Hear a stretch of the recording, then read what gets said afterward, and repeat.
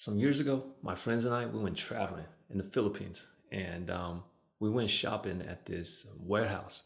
And inside this warehouse, you can buy anything, knockoff, brand names. So you can buy purses, shoes, DVDs, underwear, I guess, even pens. And one of my friends, he saw a watch and it was a Tag Heuer watch. I'm not really familiar with brands and how much it costs, but he found the watch for 60 bucks USD. It was a Tag Heuer watch. Tiger Woods promotes these watches, and I'm sure it's not 60 bucks. Well, anyways, he bought the watch. And later that evening, we went to a nightclub. So what do you do at a nightclub? You're supposed to vibe with the music, right? And the song came on, and it was, if you're sexy and you know it, clap your hands. So as soon as my friend claps his hand for the first time, the wristband on the watch broke off. And then the watch fell to the ground and completely shattered the glass casing. And there goes the 60 bucks. So what's the point of this? Was it a complete waste of money? Not necessarily, right? It depends on how you look at it. And that's what we're going to be focusing on today. Fake PTE mock tests. Is it necessary? Is it useful to take one of those fake PTE mock tests? And I call them fake, and it's because it's not official. It's not made by PTE, so what am I supposed to call it? I usually call them non-official, but for the sake of the story, it's fake, right? And that's what we're going to be talking about. I'm going to be showing you when you should use or when you can use these fake mock exams to evaluate your level. But before we get started, once again, if you didn't know, my name is Sonny, and this is Sonny English. If you're new here, please consider subscribing because I provide real tips and tricks on how to get your PTE score. So y'all ready for this? Let's get into it.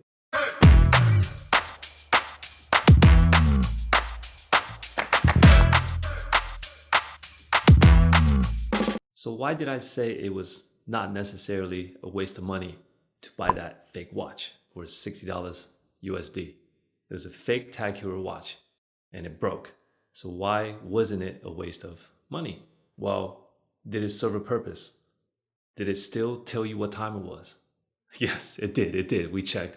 And it was definitely a watch, but it wasn't a real Tag Heuer watch, right? And it was a good looking watch. It was still not a real Tag Heuer watch. The design was knocked off. It was imitation. So if you needed a watch, it told you the time. If you're trying to impress people, it might still impress people.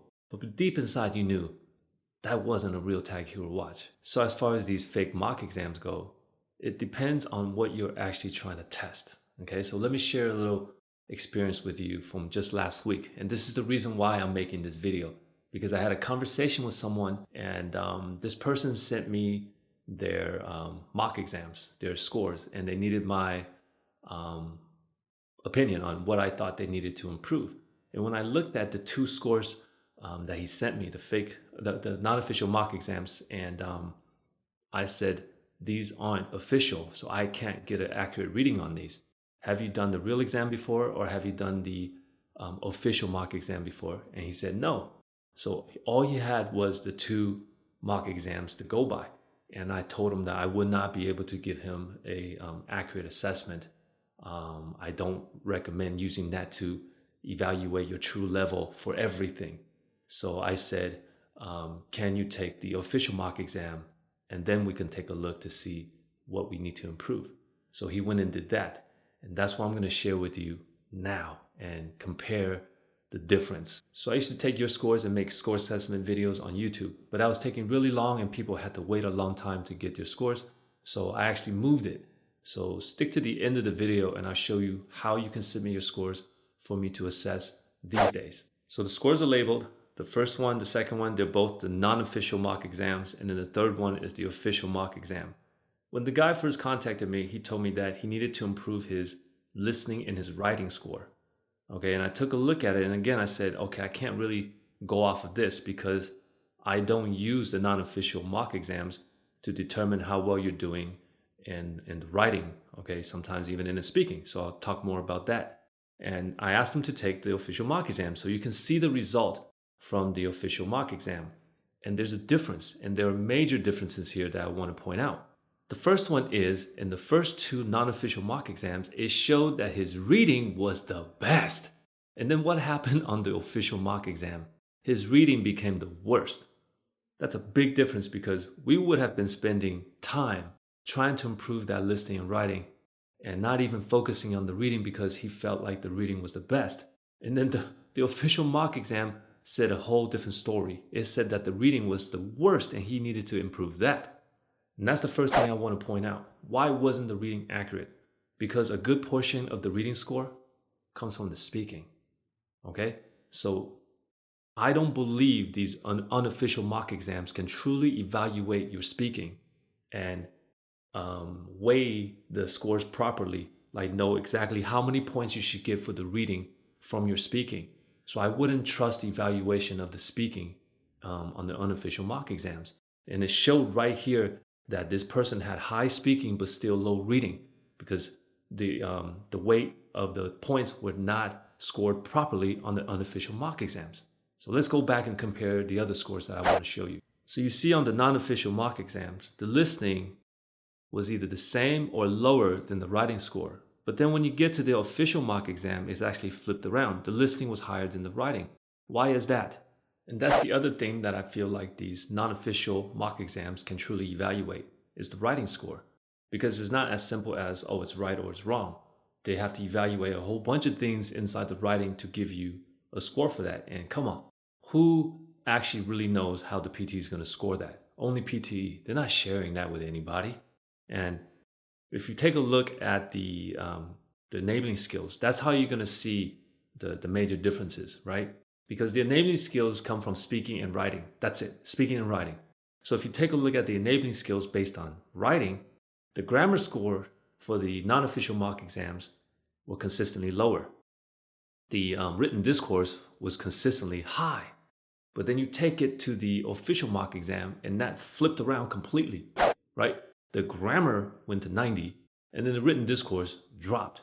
Now, the reason for the written discourse to drop could be for a couple reasons. It might not just be because of the writing. It could be something else. But that's why I'm not really pointing that one out. But the grammar, you see, it went up to 90, but consistently on the non-official mock exams, it was quite low. That's from the writing, right? So summary writing can affect your listening and your reading score. And we didn't get a true assessment of it, and it kind of affected your reading and listening score. And that's why I've mentioned now, there are two things that I would not use the non-official mock exams to try to evaluate, speaking and writing. Okay, because that's not as simple as right or wrong. You can't evaluate it. And you don't really know how the weight of the scores will be distributed. So I would not use the non-official mock exams for the speaking or the writing. Now that's for people that are using it. Myself, I never use it. I don't think I've ever even been on any of those websites. And I tell all my students don't use those non-official mock exams because they need me to evaluate their scores. So I tell them not to use those. Give me a more accurate reading. But I can't stop anybody else. If you want to use it, know when to use it, right? So I've mentioned the speaking and the writing. So when can we use these non-official mock exams? When is it beneficial for us and worth paying money for? Because some of them is free. I think some of them you have to pay money for. I don't know which is which. Again, I've never been to any of these websites. I never signed up for any of these things. But reading and listening is very straightforward. That's like any other exam in the world. It's either right or it's wrong. There's no AI for this. It's very easy to score these tasks. But again, remember, for reading itself, you don't get 90 points there. So if you do the reading, you're just evaluating how you're doing on the reading. Okay? If you're doing the listening, it's the same thing. Only look at it from the listening side. But you will have an idea of how many points you're getting because it's just right or it's wrong. And most of the time, it's 1 point for each correct answer.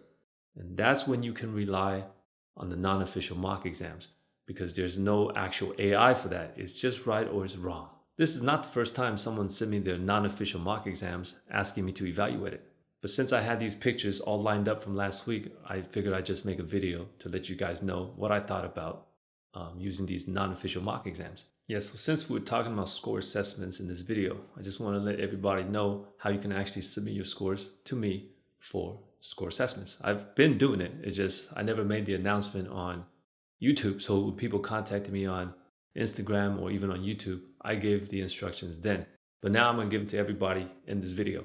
If you go to my website, justasksonny.com, you will see in courses that there are multiple courses, but there's one that's called Score Assessment, and that's free. You can sign up for that. But please remember, give me official numbers, official mock exams, or official test results. I can't use the non-official ones because I don't really know how they're doing the speaking and the writing, and it's probably not accurate. There you go. I hope the information was helpful. If you thought it was, please check out my other tutorials. Once again, my name is Sonny, and this is Sonny English. Don't forget to drop that like and subscribe, and I'll see you on the next one. Peace.